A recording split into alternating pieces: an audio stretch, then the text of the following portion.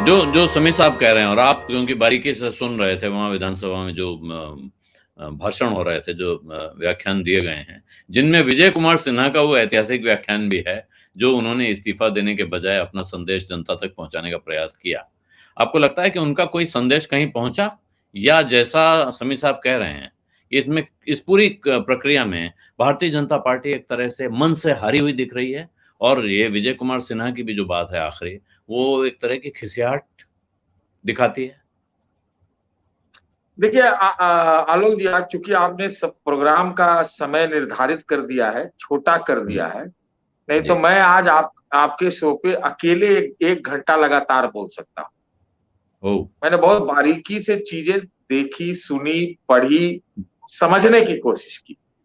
हुँ, तो लेकिन अब चूंकि संक्षेप में कहना है तो इसके कई आयाम हैं।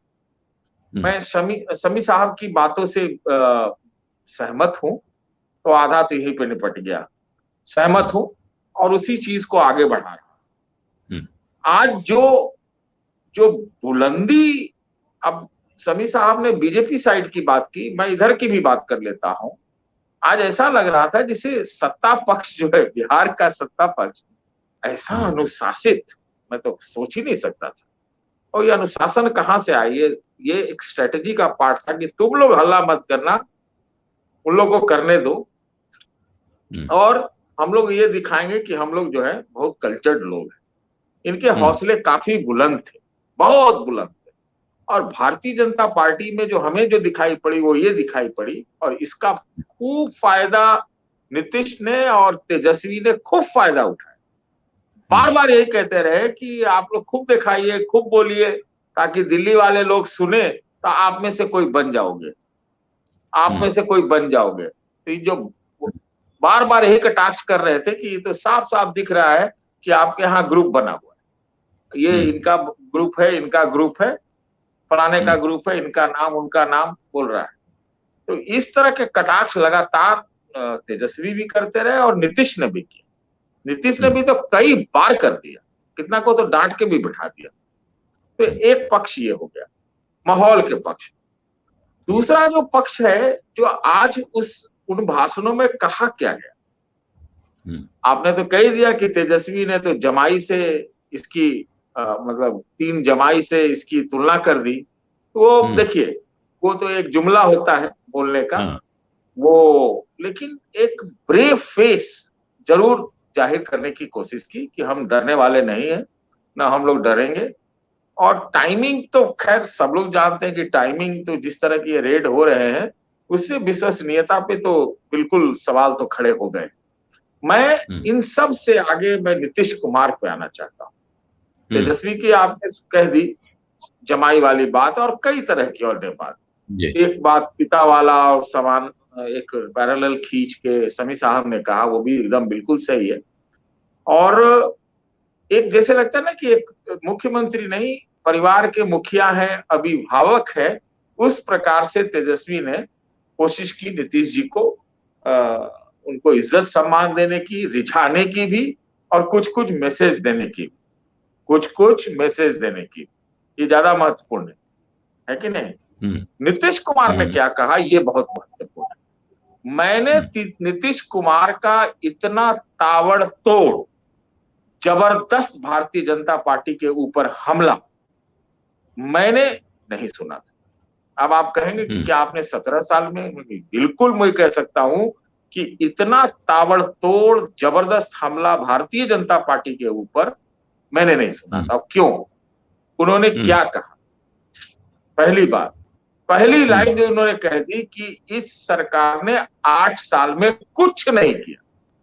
हुँ, अगर मैं गलत हूं तो बताएं आप लोग, समी साहब। नहीं, नहीं, ठीक ये है। बात उन्होंने ये लाइन बोली कि इन्होंने हुँ, कुछ नहीं किया। ये नीतीश कुमार की तरफ से आ रहा है, नीतीश हुँ, कुमार की तरफ से आ रहा है, जो अब कह रहे हैं कि 8 साल में कुछ नहीं मोदी सरकार ने। पहली बात। दूसरी हुँ, बात, जो मार्के वाली बात है, कहा कि ये 75 साल का आजादी का जश्न मना रहे हैं, तो 75 साल हो गए, ये कौन लोग मना रहे हैं? इनका कोई रोल ही नहीं है। हुँ, तीसरी बात उन्होंने कही कि इनका हर चीज पे कब्जा है, प्रचार पर, दुष्प्रचार पर, इसके अलावा इन लोगों ने कुछ नहीं किया। हुँ, बार बार वो पत्रकारों की तरफ इशारा कर रहे थे गैलरी में, ये भी मैंने देखा कि आप लोग लिखिए, पढ़िए, नोट चलाइए। और वो क्या है, उन्होंने तो एक सुझाव भी दिया, उन्होंने सुझाव दिया कि पटना यूनिवर्सिटी को आप सेंट्रल यूनिवर्सिटी आप बना दीजिए, सब आपका मीडिया ऑडिया सब आप ही लोग का है, अब तो प्रचार हो जाएगा, भले ही मेरा आइडिया है कि नहीं।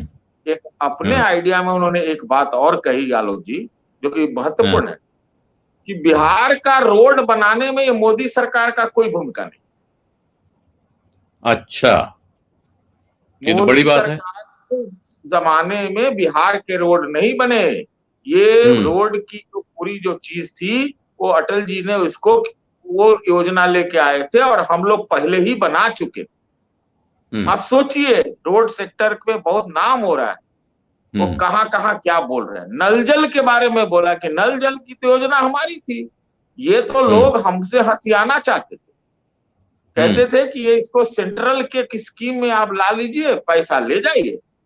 तो आज मतलब क्या कहा जाए, चौतरफा। इसलिए मैंने आपसे कहा ना कि इतना तीखा हमला मैंने नीतीश कुमार की तरफ से नहीं सुना था, और बार बार यही कहते रहे कि अब हम कहीं नहीं जाने वाले हैं, हम सबको एक होना चाहिए, होना चाहिए। ये देश बचाने का सवाल है और ये बिहार बचाने का सवाल है।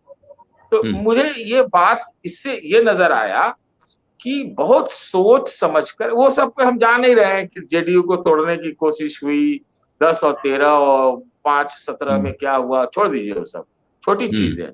मतलब जो वो बिगुल बजा रहे हैं, शंखनाद कर रहे हैं, उससे एकदम साफ जाहिर है कि ये लोग बहुत तैयारी से आ रहे हैं और ऐसा दिखाने की कोशिश कर रहे हैं। आज तो उन्होंने ये भी कहा कि तेजस्वी 2017 में जांच हो रही थी, क्या हुआ, मतलब वहां डिफेंड किया, आज डिफेंड किया, करते नहीं है वो, डिफेंड किया। तो ये जो मैसेज बिल्कुल साफ है कि वहां से उन्होंने देने की कोशिश की कि ये मिलके और नीतीश कुमार आगे की बिहार से बाहर लड़ाई के लिए तैयार हो रहे हैं।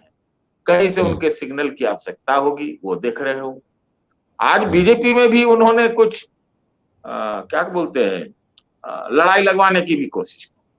बार बार ये कहते रहे कि अटल जी तो अच्छे थे, मोदी जी तो क्या कहते हैं, मुरली मनोहर जोशी अच्छे थे, अडवाणी जी तो अच्छे थे, अडवाणी जी के ही सवाल पर हमने विरोध करके 2013 में निकल गए थे। आज भी इन्होंने कहा कि जो सभा में जितने लोग बैठे हुए हैं, ये सब जो है वो दिल्ली वालों को दिखा रहे होंगे कि वो बन जाए, वो बन जाए, वो बन जाए। मतलब पूरा जिसको कहते हैं कि वहां पर जो उन्होंने बत्ती लगाने की पूरी कोशिश की, इसको आप कह सकते। तो ये पूरा लबो लुआब हमको पूरा दिखा।